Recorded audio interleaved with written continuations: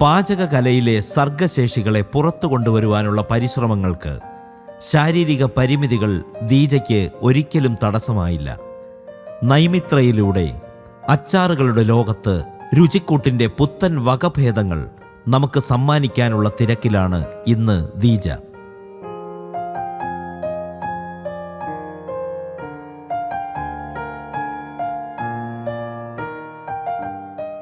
രണ്ടായിരത്തി 2017 അവസാനത്തിലാണ് നൈമിത്ര എന്ന ബ്രാൻഡ്, നൈമിത്ര എന്ന ഒരു ബ്രാൻഡാണോ അല്ലെങ്കിൽ എന്താണോ അങ്ങനെ ഒരു ബ്രാൻഡാക്കുന്നോ എന്നൊന്നും എനിക്ക് അന്നൊരു അറിവൊന്നുമില്ല. എന്തെങ്കിലും ചെയ്യണം, എന്തെങ്കിലും ഒരു തൊഴിൽ കണ്ടെത്തണം എന്ന ഒരു ആഗ്രഹത്തോടു കൂടിയാണ് നൈമിത്ര എന്ന് പറയുന്ന ഒരു സംഭവത്തിലോട്ട് എത്തിയത്. അതിലൊരുപാട് കാര്യങ്ങളുണ്ട്, ഒരുപാട് കഥകളുണ്ട് അതിന് പറയാൻ. പക്ഷേ നൈമിത്ര എന്ന ബ്രാൻഡ് ഫേസ്ബുക്ക് വഴി വാട്സപ്പ് വഴിയൊക്കെ ലോകമറിഞ്ഞത് 2018 ജനുവരി 15 അന്നാണ് നമ്മുടെ വീടിൻ്റെ കൊച്ചടുക്കളയിൽ നൈമിത്ര എന്ന് പറയുന്ന ഞങ്ങളുടെ അച്ചാറുകൾ 5 അച്ചാറുകൾ ഉണ്ടാക്കി കൊണ്ട്, വർക്കലയാണ് എൻ്റെ സ്ഥലം, വർക്കല മുത്താനയുള്ള ആ കൊച്ചു വീട്ടിലെ കൊച്ചടുക്കളയിൽ 5 അച്ചാറുകൾ ഇട്ടുകൊണ്ടാണ് നൈമിത്ര എന്ന് പറയുന്നൊരു രുചി ആൾക്കാരിലോട്ട് എത്തിച്ചത്. അപ്പോൾ കുറേ കൂട്ടുകാരുടെ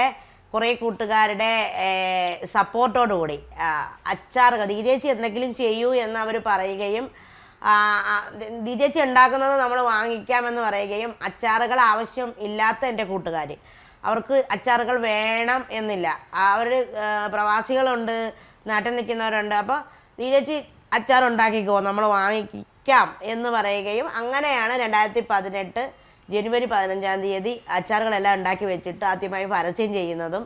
2018 ജനുവരി 16 മുതൽ നമുക്കത് പാക്ക് ചെയ്ത് നല്ലതുപോലെ അയച്ചു കൊടുക്കാനും, ഒരു തുടക്ക ദിവസങ്ങളിൽ തന്നെ 10-20 പാഴ്സലൊക്കെ അയച്ചു വിട്ടിട്ടുണ്ട്.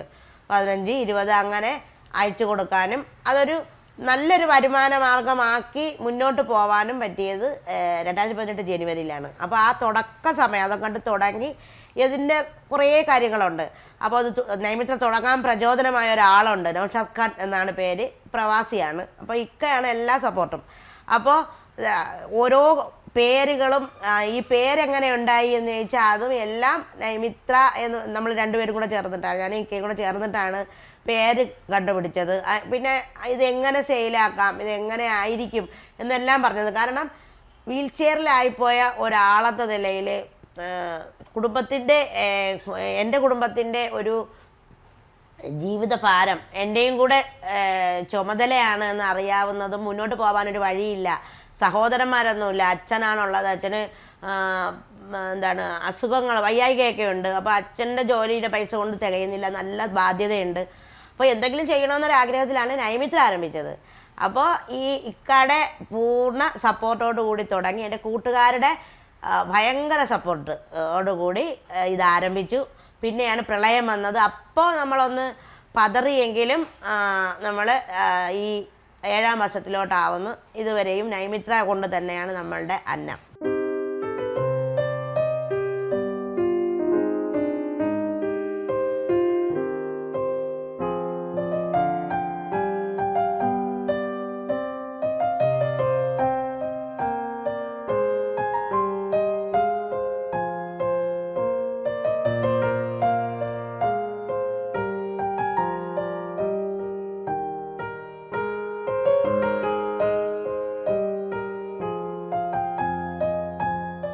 ഈ നൈമിത്ര ആരംഭിക്കുന്നതിന് മുന്നേ ഞാൻ എന്തായിരുന്നു എന്ന് ചോദിച്ചാൽ, ഒരു 2011-12 ആയപ്പോഴത്തേക്കും നമ്മുടെ നാട്ടിൽ ഞാൻ പറഞ്ഞല്ലോ, വർക്കല മുത്താന എന്ന് പറയുന്ന കൊച്ചു ഗ്രാമത്തിലാണ്.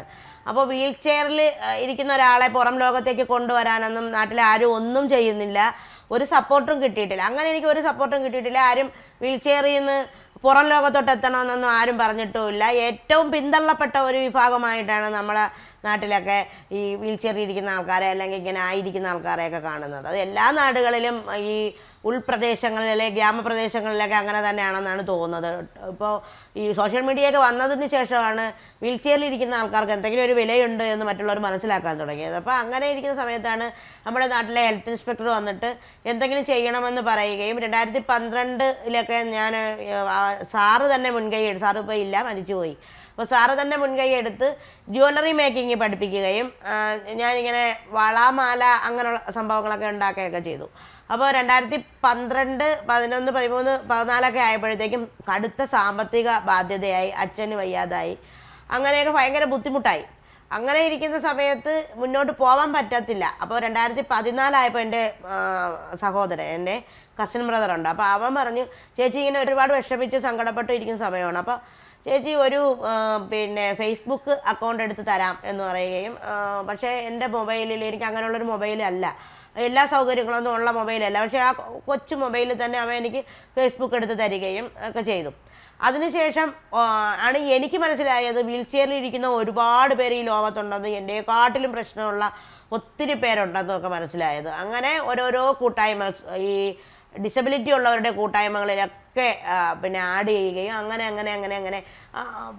നമ്മൾ പിടിച്ച് കയറി വരികയും ചെയ്തു. കയറി വരുന്നെന്ന് വെച്ചാൽ സാമ്പത്തിക ബാധ്യത അത്രയ്ക്കും വലുതായിട്ടുണ്ട്. അങ്ങനെ ഇരിക്കുമ്പോഴാണ് ഈ ഒരു ഫ്രണ്ട്ഷിപ്പിൻ കൂട്ടായ്മ അല്ലെ ഗ്രൂപ്പ് വഴി തന്നെയാണ് നമ്മൾ ഒരു ഫ്രണ്ട് വഴിയാണ് നൈമിത്ര എന്ന് പറയുന്ന നമ്മുടെ ഈ ഒരു സംഭവത്തിലോട്ട് അല്ലെങ്കിൽ ഈ ഒരു അന്നത്തിലോട്ട് നമ്മൾ വരുന്നത്. അതാണ് നൗഷാദ് ഖാൻ. അപ്പോൾ ഇക്കയാണ് നൈമിത്ര തുടങ്ങാൻ കാരണം. അപ്പോൾ അതിന് മുന്നേയുള്ള ജീവിതം എൻ്റെ എന്തെങ്കിലും ചെയ്യണമെന്ന് എപ്പോഴും തോന്നും. ഒരു സമയത്തും എനിക്ക് ഒന്നും ചെയ്യണ്ടായിരുന്നൊന്നും തോന്നിയിട്ടില്ല. എൻ്റെ അടുത്ത് ആരെങ്കിലും ഇത് ചെയ്യണം എന്ന് പറഞ്ഞിട്ടല്ല ഞാൻ ഓരോന്നോരോന്ന് എന്തെങ്കിലും ചെയ്യണം. ഇപ്പോഴും അങ്ങനെയാണ്. ഇപ്പോഴും ഏതെങ്കിലും തരത്തിൽ നമ്മൾ തോറ്റുപോയി പ്രതിസന്ധിയാണെന്ന് തോന്നിയാൽ അടുത്തത് എന്തെങ്കിലും ചെയ്യണമെന്ന് ഇങ്ങനെ മനസ്സിൽ തോന്നിക്കൊണ്ടിരിക്കും. തോറ്റുപോയി നിൽക്കുന്ന ഒരു ദിവസം ഉണ്ടാവും, പിറ്റേ ദിവസം ഞാൻ വിചാരിക്കും എന്തെങ്കിലും ചെയ്യണം. ഒരു കച്ചിത്തുരുമ്പെങ്കിലും എവിടെയെങ്കിലും ദൈവം അവശേഷിപ്പിക്കും. അവിടെ ഞാൻ ഭയങ്കര ദൈവവിശ്വാസിയാണ്. അപ്പോൾ ഞാൻ ദൈവത്തിൽ വിശ്വസിക്കുന്നത് എന്നെ കുറേ സമ്പത്ത് തന്ന് കുറേ വലിയ ഒരു പൊസിഷനിൽ ഇരുത്തുന്നതായിട്ടല്ല, നമുക്ക് ആരോഗ്യത്തോടു കൂടി നമ്മളെ ചുറ്റുമുള്ളവർക്ക് ആരോഗ്യം കൊടുത്തുകൊണ്ട് തരുന്ന അത് മാത്രമാണ് ദൈവത്തിൽ നിന്നും ഞാൻ പ്രതീക്ഷിക്കുന്നത്. ആരോഗ്യം ഉണ്ടായിരിക്കുന്ന മനുഷ്യരായിരിക്കുക എന്നതാണ്. എനിക്ക് വരുന്ന കുറവുകളെ പരിഹരിക്കാൻ എൻ്റെ ഒപ്പം ഉള്ളവർക്ക് എന്തെങ്കിലും ഒരു അസുഖങ്ങൾ വരാതെ അവരെ കാക്കണമെന്നുള്ളൊരു പ്രാർത്ഥനയാണ് എന്നെ മുന്നോട്ട് കൊണ്ടുപോകുന്നത്. അപ്പോൾ ആ ഒരു ദൈവവിശ്വാസം എനിക്ക് എപ്പോഴും ഉണ്ട്. ആ ഒരു വിശ്വാസത്തോടു കൂടിയാണ് ഞാൻ മുമ്പോട്ട് പോകുന്നത്. എന്തെങ്കിലും ചെയ്യണം എന്നുള്ളൊരു ആഗ്രഹം തന്നെയാണ് എന്നെ നൈമിത്ര എന്ന് പറയുന്ന രുചിയുടെ ഈ ലോകത്തിലേക്ക് കൊണ്ടുവന്നത്. നമ്മുടെയൊക്കെ നാടുകളിലൊക്കെ ഈ അച്ചാറുകൾ ആരും അങ്ങനെ വാങ്ങിക്കുന്നവരൊന്നുമില്ല. എല്ലാവരും അച്ചാറുകൾ വീട്ടിലുണ്ടാക്കും, അല്ലെങ്കിൽ അവർ കടകളിൽ പോയി വാങ്ങിച്ച് അങ്ങനെ ഒരു ശീലമൊന്നുമുള്ള നാടൊന്നുമല്ല നമ്മളെ വീട്ടിലെ. എൻ്റെ കൊച്ചിലെ മുതൽ ഏതെങ്കിലും ഒരു അച്ചാർ എപ്പോഴും കാണും. അപ്പോൾ അച്ചാറുകളല്ല, എല്ലാ ഭക്ഷണങ്ങളും ഉണ്ടാക്കുന്നതിന് ഭയങ്കര ഇഷ്ടമാണ്. ഞാനപ്പോൾ എൻ്റെ അച്ഛനൊരു ഭയങ്കര ഭക്ഷണ ആസ്വാദകനാണ്, അല്ലെങ്കിൽ ഭക്ഷണം ഉണ്ടാക്കുന്ന ആളാണ്, നന്നായിട്ട് കുക്ക് ചെയ്യുന്ന ആളാണ്. അപ്പോൾ അച്ഛൻ്റെ ആ ഒരു പാഷൻ അതേപടി കിട്ടിയിട്ടുണ്ട്. എന്ന് വെച്ചാൽ അത് ചെയ്യണമെന്നുള്ള ചിന്ത, എന്തെങ്കിലുമൊക്കെ ഉണ്ടാക്കണമെന്നുള്ള ചിന്തയുണ്ട്. അപ്പോൾ എന്തെങ്കിലും ചെയ്യണം, ഒരു ആവശ്യമാണ്, ഒരു ആവശ്യം മുൻനിർത്തിയാണ് നൈമിത്ര തുടങ്ങുന്നത്. എന്തെങ്കിലും ചെയ്തേ തീരൂ, ജീവിതത്തിൽ എന്തെങ്കിലും ചെയ്തേ തീരൂ എന്ന ഒരു ചിന്തയിൽ നിന്നിട്ടാണ് നൈമിത്ര എന്ന് പറയുന്ന ആ ബ്രാൻഡ് അല്ലെങ്കിൽ അച്ചാറുകളുടെ ആ ലോകത്തേക്ക് വരുന്നത്. അപ്പോൾ മുൻ പരിചയമെന്ന് പറഞ്ഞാൽ ഈ വീട്ടിലുണ്ടാക്കിയ ഒരു ഇതേ ഉള്ളൂ. അപ്പോൾ ഒരു ദൃഢനിശ്ചയം പോലെ അല്ലെങ്കിൽ ഒരു നമ്മളൊരു ശപഥം പോലെ ഒരു സംഭവം മനസ്സിലിട്ടതെന്ന് വെച്ചാൽ ഒരു തരി കലർപ്പുമില്ലാത്ത മായമില്ലാത്ത ഭക്ഷണം മറ്റുള്ളവരിൽ എത്തിക്കുക. പക്ഷേ അതിനെല്ലാം വഴി ഇതൊരാവശ്യമായിരുന്നു, ജീവിതത്തിൽ ഒരു വഴി. അപ്പോൾ എല്ലാവർക്കും ചെയ്യാൻ പറ്റത്തില്ല, ശാരീരികമായിട്ട് ചെയ്യാൻ പറ്റാത്ത കുറേ കാര്യങ്ങൾ എനിക്കുണ്ട്. എനിക്കിപ്പം ഞാൻ അന്ന് ഈ വലിയ ഒരു സ്വപ്നമൊന്നും കാണുന്നില്ല. ഞാനൊരു 10 കിലോ അച്ചാറുകൾ മാത്രം കാണുകയാണ്. അപ്പോൾ അടുക്കളയിൽ അത് ഞാനും അമ്മയും കൂടെ മാത്രമാണ് ഉണ്ടാക്കിയത്. അപ്പോൾ ആ അച്ചാറുകൾ ഉണ്ടാക്കാനായിട്ട് വേറെ ആരും വന്നില്ല. ഈ 5 അച്ചാറുകൾ ഞാനും അമ്മയും കൂടെ മാത്രമാണ് ഉണ്ടാക്കിയത്. പിന്നെ അപ്പോൾ ഇതിന് ആവശ്യക്കാരുണ്ട് എന്ന് തോന്നിയപ്പോൾ പിന്നെ കുഞ്ഞമ്മ വന്നു, ചേച്ചി വന്നു. അവരൊക്കെ കൂടെ ഹെൽപ്പ് ചെയ്തു. അങ്ങനെ നമ്മൾ 15 കിലോ 20 കിലോ അങ്ങനെ ആക്കി മുന്നോട്ട് വന്നു.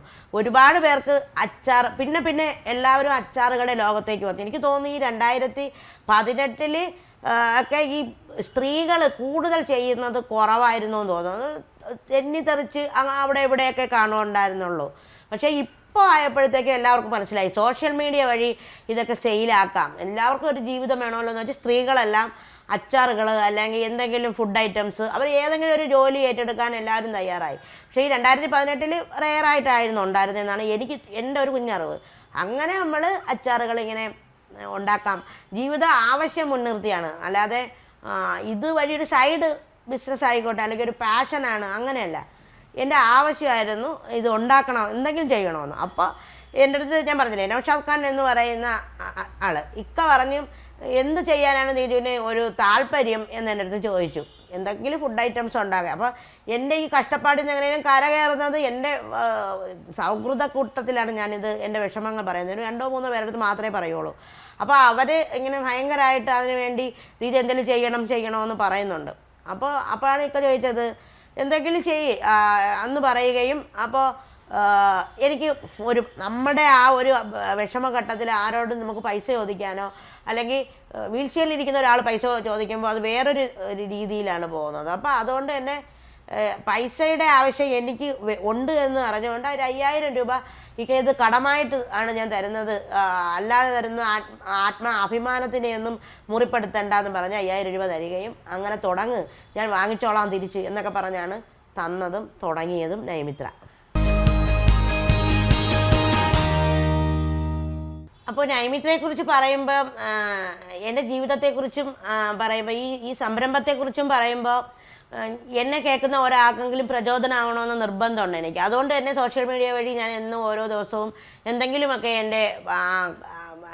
ഞാൻ ചെയ്യുന്ന കാര്യങ്ങളെക്കുറിച്ച് അല്ലെങ്കിൽ ഞാൻ ചെയ്യാൻ ആഗ്രഹിക്കുന്ന കാര്യങ്ങളെക്കുറിച്ച് ഇങ്ങനെ പറഞ്ഞുകൊണ്ടേയിരിക്കും. അപ്പോൾ 5 അച്ചാറുകൾ തുടങ്ങിയപ്പോൾ ഇനിയും അച്ചാറുകൾ ഉണ്ടാക്കണം അല്ലെങ്കിൽ ഫുഡ് ഐറ്റംസുകൾ ഇനിയും ഉണ്ടാക്കണം, ഓരോ മാസവും ഓരോന്നുണ്ടാക്കണം എന്ന് വെച്ചൊരു ഐഡിയ ഒക്കെ മനസ്സിലിട്ട് തന്നു. അപ്പോൾ ഞാൻ ഇങ്ങനെ ഓരോന്നിങ്ങനെ കൂട്ടിയും കിഴിച്ചും ഒക്കെ നോക്കി ഒരു 2018 മാർച്ചൊക്കെ ആയപ്പോൾ ഇക്ക നാട്ടിൽ വരികയും പ്രവാസിയായിരുന്നു. അപ്പോൾ ഇക്ക നാട്ടിൽ വരികയും അപ്പോൾ ഇക്കയുടെ പൂർണ്ണ ഹെൽപ്പ് സപ്പോർട്ട് കിട്ടുകയും ഞങ്ങൾ വർക്കല ആ വീട്ടിൽ ചെറിയ വീടാണ്.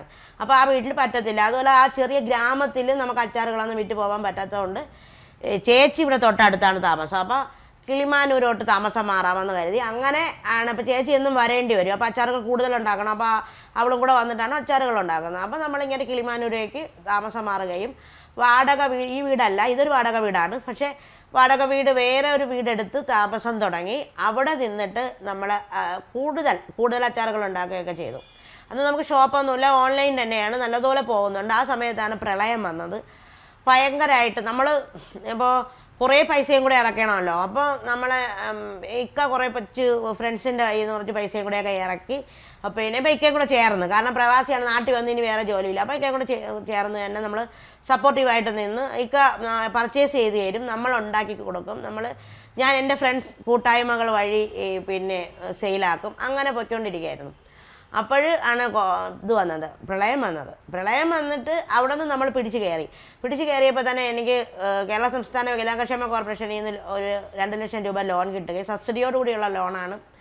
അത് ഞാൻ എടുത്തു പറയുന്നത് ഏതെങ്കിലും എന്നെ കേൾക്കുന്ന ഏതെങ്കിലും ഡിസബിലിറ്റി ഉള്ള ആൾക്കാർ, സ്ത്രീകൾ ഇതുപോലെ അല്ലെങ്കിൽ പുരുഷന്മാർ ആരായാലും എന്നെ കേൾക്കുന്നവർ ഇങ്ങനെ ഒരു ലോൺ കേരള സംസ്ഥാന വികലാംഗക്ഷേമ കോർപ്പറേഷൻ കൊടുക്കുന്നുണ്ട്. അത് സബ്സിഡിയോടുകൂടിയാണ് എന്ന് വ്യവസായ വകുപ്പൊക്കെ അങ്ങനെ ഒരു സഹായമൊക്കെ നമുക്ക് ചെയ്യുന്നുണ്ട് പല രീതിയിലും. അപ്പോൾ ഒരാൾക്ക് ഒരു സംരംഭകയ്ക്ക് കയറി വരാനുള്ള ഒരു സപ്പോർട്ടൊക്കെ നമ്മുടെ സർക്കാർ തലത്തിൽ നിന്നൊക്കെ കിട്ടുകയൊക്കെ ചെയ്യുന്നുണ്ട്. അത് നമ്മൾ അന്വേഷിക്കണമെന്നുള്ളതാണ്. അപ്പോൾ നമ്മളിങ്ങനെ തുടങ്ങി അതിനെ മാറ്റി കൊണ്ടുവന്നൊരു ഷോപ്പ് ആരംഭിച്ചു. ഇവിടെ MC റോഡിൽ തന്നെ വാഴോട് നിലമേലോട്ട് പോകുന്ന സ്ഥലത്ത് വാഴോട് എന്ന് പറയുന്നൊരു സ്ഥലത്ത് ഒരു ഷോപ്പ് ആരംഭിക്കുകയും നല്ല രീതിയിൽ കച്ചവടം നടന്നുകൊണ്ടിരുന്ന സമയത്താണ് അടുത്ത ഒരു ഓരോ പ്രതിസന്ധിയും നമുക്കിങ്ങനെ ഓരോ ദിവസവും ഓരോ പ്രതിസന്ധി ഇങ്ങനെ നമുക്ക് വന്നുകൊണ്ടിരിക്കും. അപ്പോഴാണ് കോവിഡ് വരുന്നത്. അപ്പോൾ കോവിഡിന് തൊട്ട് മുന്നേ അച്ഛന് നെഞ്ചുവേദന വരികയും അങ്ങനെ പെട്ടെന്ന് ആശുപത്രിയിൽ പോവുകയും പെട്ടെന്ന് ക്യാൻസറാണ്, ലാസ്റ്റ് സ്റ്റേജാണ് എന്ന് പറയുകയൊക്കെ ചെയ്തു. അപ്പോൾ നമുക്ക് ഫിനാൻഷ്യലി നമ്മൾ അത് കാരണം താഴോട്ട് പോയി. കോവിഡ് കാരണം നമുക്ക് 1.5 ലക്ഷം രൂപയുടെ സാധനങ്ങൾ കടയിൽ ഉണ്ടാക്കി വെച്ചിരുന്നു, അതെല്ലാം പോയി. അതിന് ഭയങ്കരമായിട്ട് തകർന്നു നിൽക്കുന്ന കോവിഡിൻ്റെ സമയം. ആ സമയത്താണ് കസ്റ്റമേഴ്സായിട്ട് വന്ന കുറേ പേര് നമുക്ക് ഭയങ്കര സപ്പോർട്ടും സ്നേഹവും കാര്യവും എല്ലാം ആണ്. അപ്പോൾ അവരിങ്ങനെ ഇതിനെ ഇതിനെ ഒന്ന് വലുതാക്കാം, DJയെ ഒന്ന് പുറത്തിറക്കാം, നന്നായിട്ടൊന്ന് വലുതാക്കണം എന്നൊക്കെ പറഞ്ഞിട്ട് നമ്മളൊരു കമ്പനിയാക്കി ആക്കാം എന്നൊക്കെ പറഞ്ഞ് ആ ഒരു ചിന്ത, ഏറ്റവും ഒന്നും ഇല്ലാതിരുന്ന സമയത്ത് ചിന്ത ഉണ്ടാവുകയും പിന്നെ കോവിഡിൻ്റെ ആ സമയം മുതൽ ഇപ്പോൾ വരെ ഒരു പ്രൈവറ്റ് ലിമിറ്റഡ് കമ്പനിയാക്കി സ്ട്രഗിളാണ്. ഓരോ ദിവസവും സ്ട്രഗിളാണ്. ഒരു സംരംഭകർക്ക് സമാധാനം ഉണ്ടാവില്ല എന്നുള്ളത് ഒരു സത്യമാണ്. പക്ഷേ നമുക്ക് സംതൃപ്തി ഉണ്ടാവും, നമുക്കിവിടെ എന്തെങ്കിലും ചെയ്ത് വെക്കാൻ പറ്റുമോ എന്നുള്ളൊരു സംതൃപ്തി ഉണ്ടാവും. ഫിനാൻഷ്യൽ കാര്യങ്ങളിൽ നമ്മൾ ഓരോ ദിവസവും തകർന്നു പോകും. ഓരോ ദിവസവും നമ്മൾ ഇനിയിപ്പോൾ നമുക്ക് എന്ത് ചെയ്യാൻ പറ്റും എന്ന രീതിയിൽ നമ്മൾ തകർന്ന് തരിപ്പണമായി നിൽക്കുമ്പോഴും പിറ്റേന്ന് രാവിലെ ആകുമ്പോൾ എന്തെങ്കിലും ചെയ്യാനുള്ളൊരു മനസ്സിലൊരു ചിന്ത ദൈവം തരുന്നതായിരിക്കും. അതിൽ നിന്ന് നമ്മൾ പിടിച്ചു കയറും. അപ്പോൾ എനിക്ക് ശേഷം ഞാനിപ്പോൾ കമ്പനിയുടെ പണി പകുതി പൂർത്തിയാക്കിയിട്ടുണ്ട്, ലോണും കാര്യങ്ങളൊക്കെ ഉണ്ട്. പക്ഷേ ഞാൻ വിചാരിക്കുന്നത്, ഞാനിങ്ങനെ മുമ്പിൽ നിൽക്കുന്ന ഞാൻ DJ എന്ന് പറയുന്ന ഒരു വ്യക്തി മുമ്പിൽ നിന്നിട്ടാണ് കുറേ പേര് ഇങ്ങനെ ഇറങ്ങുന്നത്. അപ്പോൾ നമ്മുടെ ഈ സ്ട്രഗിളിങ്ങും ബുദ്ധിമുട്ടും വിഷമവും എല്ലാം ദൈവം കാണും, മാറ്റിത്തരും. നമുക്ക് അതിനെ ഒന്ന് പുറത്തിറക്കി വിപണിയിലെത്തിക്കാൻ പറ്റും. നല്ലൊരു വിപണി നമ്മളെ കാത്തിരിപ്പുണ്ട് എന്നൊരു വിശ്വാസമുണ്ട്. കാരണം ഈ 6 വർഷമായിട്ട് ഭയങ്കര സപ്പോർട്ടാണ് നമുക്ക് കിട്ടുന്നത്. 100 പേരിൽ ഒരു 85% ആൾക്കാരും DJച്ചി നല്ലതായിരുന്നു, സൂപ്പറായിരുന്നു എന്നാണ് പറയുന്നത്. അത് കേൾക്കുമ്പോൾ തന്നെ നമുക്ക് ഭയങ്കര ഒരു സന്തോഷമാണ്, ഭയങ്കര മുന്നോട്ട് പോകാനുള്ള ഒരു കരുത്താണ്. അപ്പോൾ എല്ലാ പ്രതിസന്ധികളും നമ്മൾ മറക്കും എന്നുള്ളതാണ് എനിക്ക് പറയാനുള്ളത്. നമ്മളൊരു 5 അച്ചാർ തുടങ്ങിയത് പിന്നെ ഒരു ഷോപ്പുള്ള സമയത്ത്, നമ്മളിപ്പോൾ ആ ഷോപ്പ് നിർത്തിയിരിക്കുകയാണ്. ഞാൻ പറഞ്ഞല്ലോ കമ്പനിയുടെ പണി നടക്കുകയാണ്. അത് കമ്പനിയുടെ പണി ഒന്ന് പൂർത്തിയായി ഇതിനെ ഒന്ന് പുറത്തിറക്കുമ്പോൾ നമുക്ക് ഈ വിപണിയിലോട്ട് നമ്മുടെ നൈമിത്രയെ എത്തിക്കാൻ പറ്റുമെന്നാണ് വിശ്വസിക്കുന്നത്. ഇപ്പോൾ നമ്മുടെ ഒരു 10-70 പേരെ അച്ചാറുകളുണ്ടായിരുന്നു. മസാലകളെല്ലാം ഉണ്ട്, വീട്ടിൽ തന്നെ കഴുകി ഉണക്കി പൊടിച്ചുണ്ടാക്കുന്ന സാമ്പാർ മസാല, രസം മസാല തുടങ്ങിയ എല്ലാ മസാലകളും ഉണ്ട്.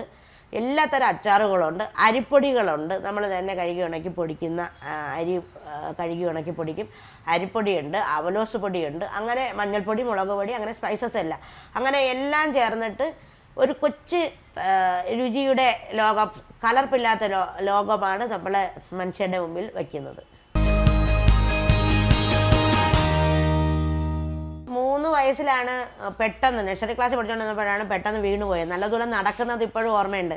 ഈ കൊച്ചിലേക്ക് നമ്മൾ നടക്കുമ്പോഴത്തേക്കും നമുക്ക് പിന്നെ ഓർമ്മ കാണത്തില്ലല്ലോ, പക്ഷേ എനിക്ക് ഓർമ്മയുണ്ട്. ഞാൻ നടന്നു പോകുന്നത് വരുന്നത് എല്ലാം എനിക്ക് ഓർമ്മയുണ്ട്. അപ്പോൾ പെട്ടെന്ന് പനി വന്നു വീണു. ഒട്ടും സാമ്പത്തികമില്ലാത്ത ഒരു വീട്ടിൽ ആള് പിന്നെ അവിടെ നിന്നിട്ട് ചികിത്സകൾ അന്ന് അശാസ്ത്രീയമായ ചികിത്സകൾ ചെയ്തതിൻ്റെ ഫലമായിട്ട് കൂടുതൽ വൈകല്യത്തിലേക്ക് പോയതും ഞാൻ പറഞ്ഞല്ലോ. നമ്മുടെ നാട്ടിൽ പോളിയോ എന്ന് പറയുമ്പോൾ അതെന്താണ് എന്ന് അറിയാൻ അന്നത്തെ കാലത്ത് ആർക്കും പറ്റാത്തത് കൊണ്ട് ആ നാട്ടിലെ തന്നെ ഒരു വൈദ്യൻ്റെ ശ്രദ്ധക്കുറവ് കൊണ്ട് കൂടുതൽ വൈകല്യത്തിലേക്ക് ഞാൻ പോയതാണ്. അപ്പോൾ പിന്നെ എന്നാലും ചികിത്സകളൊക്കെ ചെയ്തു. ഒരു 15 വയസ്സ് വരെയൊക്കെ ചികിത്സകളൊക്കെ ചെയ്തു. അതിനെ ഞാൻ എങ്ങനെയാണ് ഞാൻ അതിനെ ഒന്ന് സർവൈവ് ചെയ്തതെന്ന് ചോദിച്ചു കഴിഞ്ഞാൽ എപ്പോഴും ഞാൻ എൻ്റെ മനസ്സിനെ ധൈര്യപ്പെടുത്തി തന്നെയാണ്. ഈ മനുഷ്യന്മാർ എൻ്റെ ചുറ്റും നിന്ന് നീ വയ്യാത്തതാണ്, നിനക്ക് സുഖമില്ലാത്തതാണ്, നീ ഒരു വയ്യാത്ത കുട്ടിയാണ്, നിനക്ക് ഒന്നും ചെയ്യാൻ കഴിവില്ല എന്ന് തന്നെ എന്നെ പറഞ്ഞുകൊണ്ടിരുന്നത് കേട്ടാണ് ഞാൻ വളർന്നത്. എന്നിട്ട് അങ്ങനെ തന്നെയാണ് പറഞ്ഞുകൊണ്ടിരുന്നതും. അത് എനിക്ക് തോന്നുന്നത് ആ ഒരു സമയത്ത് നമ്മുടെ നാട്ടിലൊക്കെ തന്നെ എല്ലാ കുട്ടികൾക്കൊന്നും ഇങ്ങനെയൊന്നും വരുന്നില്ല. വന്നാൽ തന്നെ 1-2 പേർക്കൊക്കെ ഉള്ളൂ. അപ്പോൾ ഇവർക്ക് ഞാനൊരു അന്യഗ്രഹ ജീവിയോ ഒരു വ്യത്യസ്ത ജീവിയോ ഒക്കെയാണ്, ഒരു വിലയില്ലാത്തൊരു ജീവിയായിട്ടാണ് എൻ്റെ നാട്ടിലെ ആൾക്കാർ എന്നെ കണ്ടിട്ടുള്ളത്, എനിക്ക് തോന്നിയിട്ടുള്ളത്. ആ കൊച്ചിലെയൊക്കെ നമ്മളെ ഈ ഏതെങ്കിലും തരത്തിൽ വീണ് പോകുമ്പോൾ ആ കുഞ്ഞു മനസ്സിനെ വേദനിപ്പിക്കാതെ എങ്ങനെയെങ്കിലും മക്കൾക്കൊന്നുമില്ല, മക്കൾക്ക് ഒരു കുഴപ്പമില്ല, മക്കൾ രക്ഷപ്പെടും, മക്കൾ ചേച്ചിയെ പോലെ തന്നെ എന്നൊരാളും എൻ്റെ അടുത്ത് പറഞ്ഞിട്ടില്ല. അതിനെനിക്ക് ഭയങ്കര പ്രതിഷേധമുണ്ട്. അപ്പം ഞാൻ ഇത് പറയാൻ കാരണം ഏതെങ്കിലും തരത്തിലൊരു കുഞ്ഞ് നമ്മളെ മുന്നിൽ വീണു പോയാൽ ഒരു കുഞ്ഞ് മനസ്സിൽ പെട്ടെന്ന് പതിയുന്നതെന്ന് വെച്ചാൽ ഈ ആൾക്കാർ പറഞ്ഞ അവഗണനകളും എല്ലാം പതിയും. അപ്പോൾ ഏതെങ്കിലും തരത്തിൽ നമ്മളെ ഒരു കൊച്ചിങ്ങനെ വീണു പോയാൽ നമ്മൾ എന്ത് ചെയ്യണം? അവരെ ഇതുപോലെ പറഞ്ഞ് എങ്ങനെയെങ്കിലും മുമ്പോട്ട് കൊണ്ടുവരാൻ ശ്രമിക്കണം. ഇനിയിപ്പം ഒരുപാട് ഇപ്പം ഞാൻ വീൽ ചെയർ കൂട്ടായ്മയിലെ അംഗമാണ്. വീൽ ചെയർ റൈറ്റ്സ് ഫെഡറേഷൻ എന്നാണ്, all Kerala wheel chair rights federation സംസ്ഥാനം ഒട്ടാകെ ഉള്ളൊരു സംഘടനയാണ്.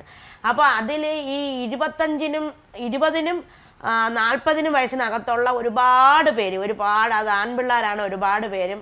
പിന്നെ അപ്പോൾ അവർക്കെല്ലാം ബൈക്ക് അപകടം, അവർ ആക്സിഡൻ്റലി വന്നു പോയവരാണ്. നമ്മുടെക്കാട്ടിലും ഭയങ്കര വിഷമം പിടിച്ച ജീവിതമാണ് അവരുടേത്. കാരണം അവർ നന്നായിട്ട് നടന്ന് കല്യാണം കഴിഞ്ഞ് ഒരു കുട്ടിയായവരുണ്ട്, 2 കുട്ടികളായവരുണ്ട്. അപ്പോൾ അവർക്ക് ഈ സ്പൈനൽ കോഡ് ഇഞ്ചുറി വരും. അവരെ കാര്യവും കൂടെ പറയാണ്, അവർ പെട്ടെന്ന് വീണ് പോയാൽ അവരെ തകർത്ത് കളയാൻ എല്ലാവർക്കും പറ്റും. വാക്കുകൾ കൊണ്ട് തകർത്ത് കളയുന്നതാണ് ഏറ്റവും വലിയ അടി എന്ന് പറയുന്നത്. ഞാൻ കൊച്ചിലെ മുതൽ ഞാനിങ്ങനെ ഫൈറ്റ് ചെയ്ത് എൻ്റെ കുടുംബത്തിൽ തന്നെ ഫൈറ്റ് ചെയ്താണ് ഞാൻ മുമ്പോട്ട് പോകുന്നത്. അല്ലാതെ ദീജ എന്ന് പറയുന്നൊരു വ്യക്തിയെ ആരും നീ എല്ലാം തികഞ്ഞ നല്ലൊരു കുട്ടിയാണെന്ന് ആരും പറഞ്ഞിട്ടില്ല. പുറത്ത് എൻ്റെ അച്ഛനും അമ്മയും തന്നെയാണെങ്കിൽ തന്നെയും അവരെ കൂടെ മറ്റുള്ളവർ പറയും കൊച്ചിന് അയ്യോ കഷ്ടം നിങ്ങളെ കൊച്ചിന് വയ്യല്ലെന്ന് പറയുമ്പോൾ അവർ വിഷമത്തോടെ, അവർക്ക് അറിയത്തില്ല, അവർ ശരിയാണല്ലോ ഞങ്ങളുടെ കുട്ടിക്ക് വയ്യാത്തതാണ് എന്ന രീതിയിൽ തന്നെ അവരും പോയത്. അവർക്കും പറഞ്ഞു കൊടുക്കാൻ പറ്റത്തില്ല. അവരും കാരണം വിചാരിക്കുന്ന അത് ശരിയാണ്, നമ്മളെ കുട്ടിക്ക് വയ്യ, എൻ്റെ മോൾക്ക് വയ്യ, അല്ലെങ്കിൽ അവളെ അങ്ങനെ ഒരു കൊച്ചാണ്. അവരുടെ മനസ്സിലും അങ്ങനെ ഒരു ചിന്ത ഇട്ട് കൊടുത്തത് ഈ ചുറ്റും നിൽക്കുന്ന മനുഷ്യരാണ്. വിദ്യാഭ്യാസത്തിൻ്റെ കുറവാണോ, ഇനി എനിക്കിത് വന്നില്ലല്ലോ എന്ന സമാധാനമാണോ എന്നൊന്നും എനിക്ക് അറിഞ്ഞൂടാ.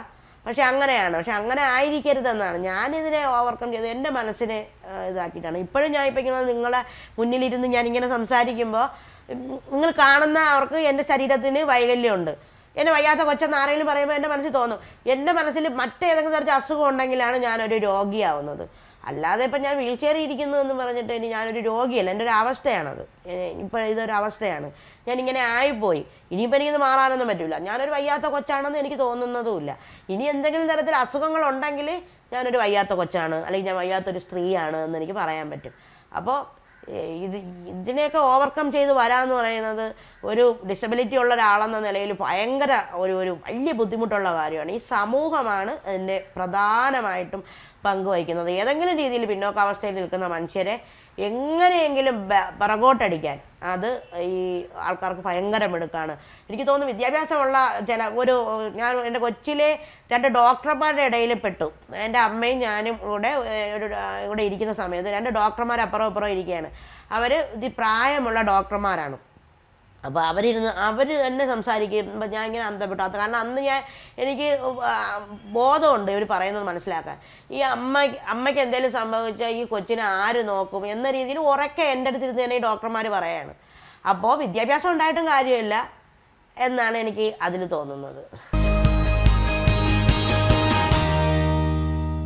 ഈ അവസ്ഥയിൽ നിന്നിട്ട് എങ്ങനെയെങ്കിലും ജീവിതം തീർക്കുക, ജീവിതം മുമ്പോട്ട് പോവുക, ഇതൊരു യുദ്ധം തന്നെയാണ്. ഓരോ ദിവസവും എൻ്റെ ജീവിതം എനിക്കൊരു യുദ്ധമാണ്. ഞാൻ പറഞ്ഞില്ലേ, എൻ്റെ അവസ്ഥ ഇതാണ്. ഈ അവസ്ഥയെ ഞാൻ മനസ്സിലാക്കിയിട്ട് ഞാൻ ഇതിനെ യുദ്ധം ചെയ്താണ് മുന്നോട്ട് പോകുന്നത്.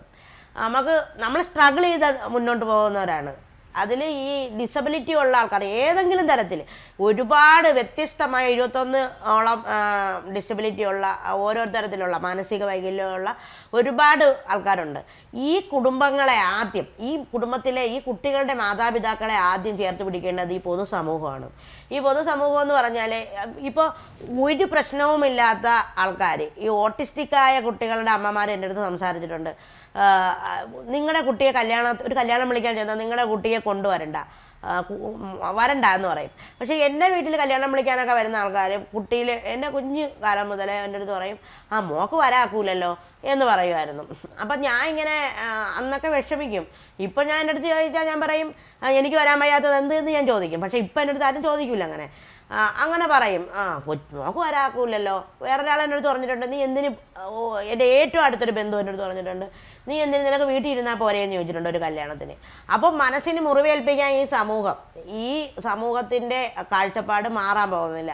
അപ്പോൾ സർക്കാരുകളുടെ ഒരു സഹായം എന്ന് പറയുന്നത് വീൽ ചെയർ ഫ്രണ്ട്ലി ആയ ഒരു ലോകം, ഒരു ലോകം എന്ന് പറയാൻ പറ്റത്തില്ല. എനിക്ക് തോന്നുന്നു ഇന്ത്യയിലാണ് അല്ലെങ്കിൽ കേരളത്തിലാണ് ഇത്രയും വീൽ ചെയർ ഫ്രണ്ട്ലി അല്ലാത്തതെന്ന് തോന്നി, അല്ലെങ്കിൽ കേരളത്തിൽ, ഇന്ത്യയിൽ.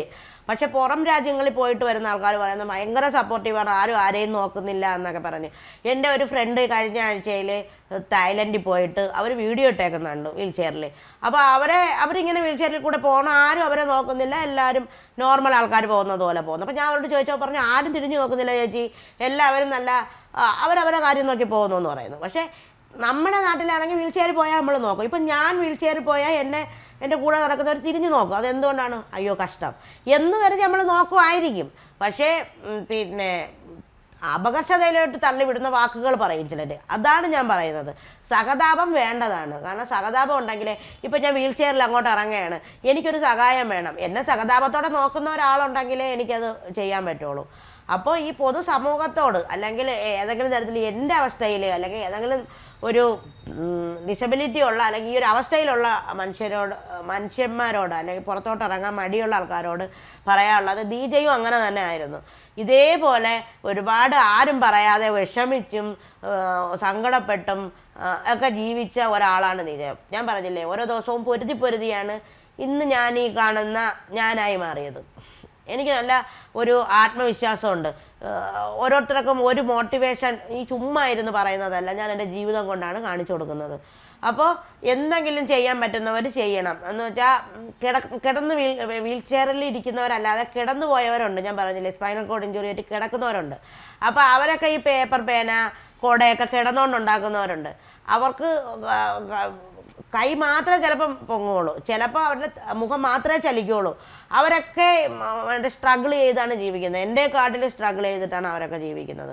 പക്ഷെ അവരെ പോലും അല്ലാത്ത കുറേ പേര് വീടുകളിൽ കാണും, എത്രയോ പേര് കാണും. ഇപ്പോൾ കുറേ പേരെ നമ്മൾ പുറം ലോകത്തേക്ക് കൊണ്ടുവന്നെങ്കിൽ നമ്മളിങ്ങനെ സംസാരിച്ച് ഓരോ ദിവസവും വീൽ ചെയറിൽ ഇരിക്കുന്നവരെ ഇങ്ങനെ ആവണം അങ്ങനെ ആവണം, അല്ലെങ്കിൽ ഈ ഡിസബിലിറ്റി ഉള്ളവർ ഇങ്ങനെ ആവണം അങ്ങനെ ആവണം, അവരുടെ കുടുംബങ്ങളെയും കൂടെ കൂടുതൽ നമ്മൾ സപ്പോർട്ട് ചെയ്ത്, നിങ്ങളുടെ കുട്ടികൾക്ക് ഒന്നുമില്ല, നമ്മൾ കൂടെ ഉണ്ടെന്ന് പറയുന്ന ഒരു സമൂഹം ഇവിടെ ഉണ്ടാവണം.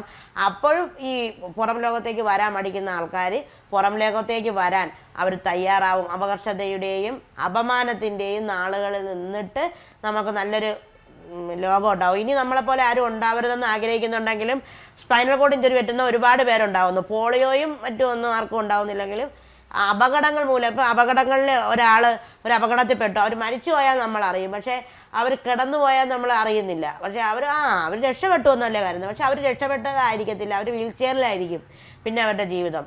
നന്നായിട്ട് എൻ്റെ ഫ്രണ്ട്സ് അധികവും ഇങ്ങനെ ഞാൻ പറഞ്ഞത് ജെൻസാണ്. അപ്പോൾ അവർ വീൽ ചെയർ ഇരിക്കുന്നവരാണ് ഒരുപാട് പേരും. അപ്പോൾ അവർക്ക് അവർ ബുദ്ധിമുട്ടി സ്ട്രഗിൾ ചെയ്ത് ജീവിക്കുന്നത്. ഈ സമൂഹമാണ് നമുക്ക് ഒരു സപ്പോർട്ടാവേണ്ടത്. നല്ല വാക്കുകളുണ്ട്.